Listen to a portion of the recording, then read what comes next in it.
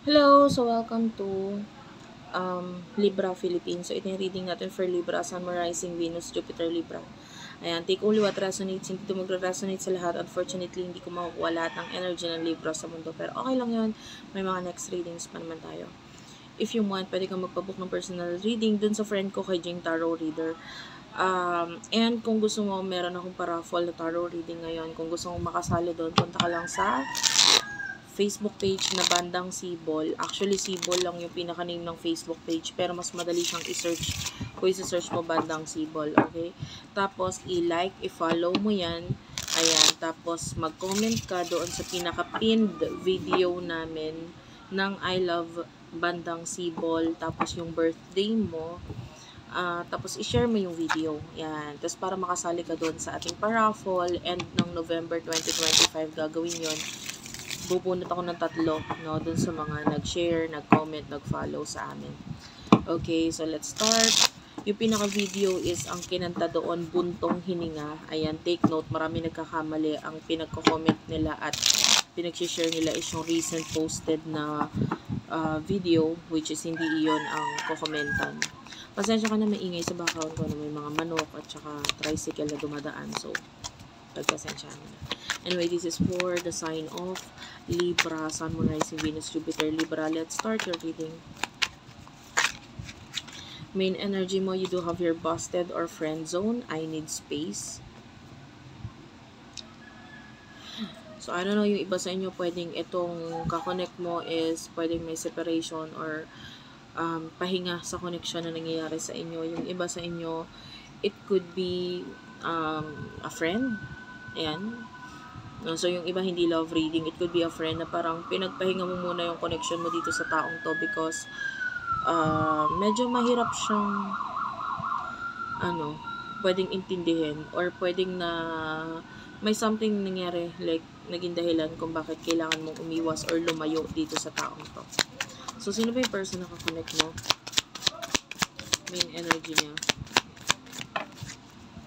Yung maraming card na lumabas. Wait lang. Hindi ito. Hindi ko ito kukunin. Kung ayaw mo ng way ko ng pagre-read, pwede ka namang mag next video.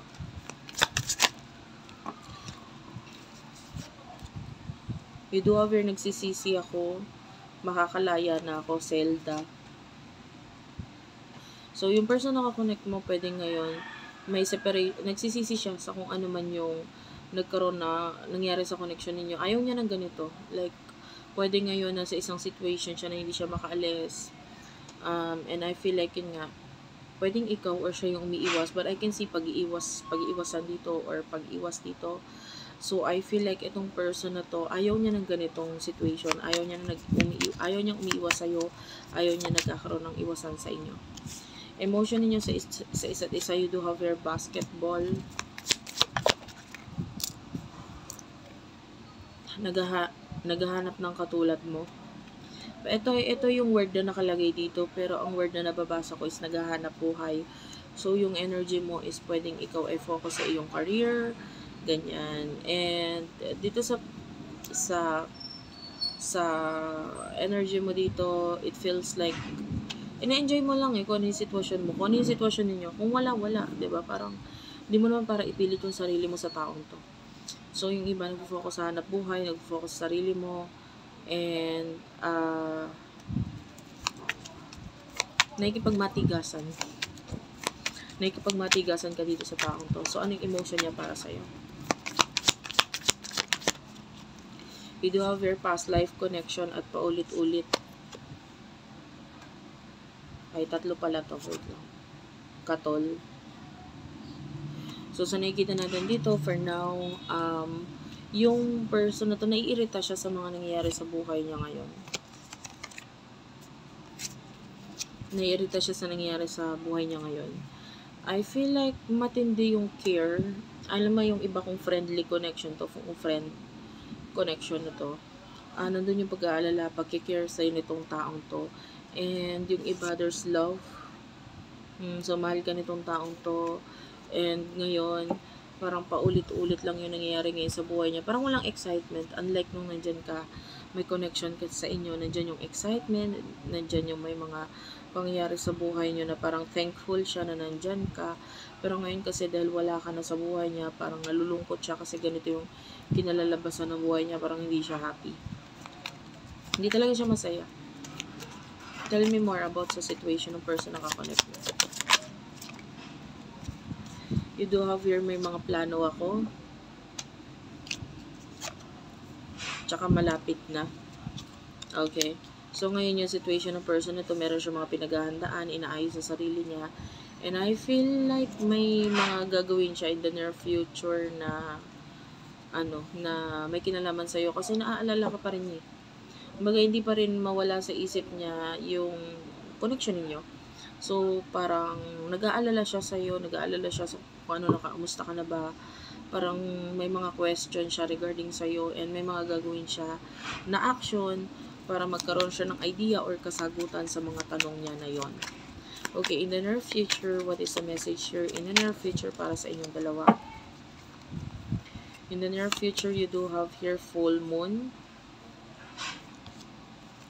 You know, full moon brings endings and big change. So, may big change sa buhay mo. And you do have here, ikaw ang the best na nangyari sa buhay ko. So, I can see this is something that will excite you. This is something na parang minamanifest mo. So, keep on manifesting kung ano man yung mga bagay na minamanifest mo ngayon. Kasi high chance na ma-achieve or makuha mo itong mga bagay na minamanifest mo na ito.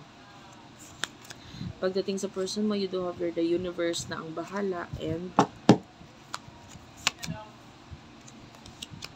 malaking pagbabago. Clarify natin, ano to?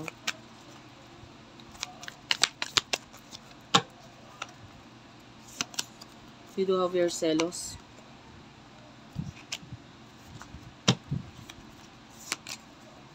Desperado.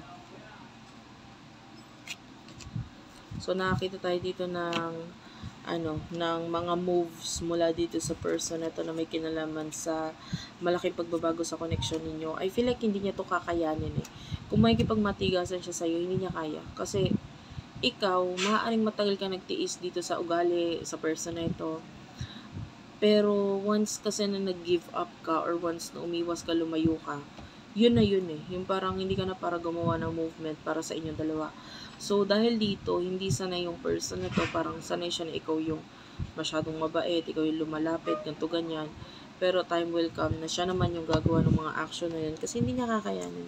Siya lang din yung mahihirapan. Siya lang din yung, yung parang manghihinayang sa, at mapapaisip dito sa mga bagay na ginawa niya sa'yo na magiging dahilan para subukan niyang ayusin ito. So, thank you for watching. I love you all and bye-bye.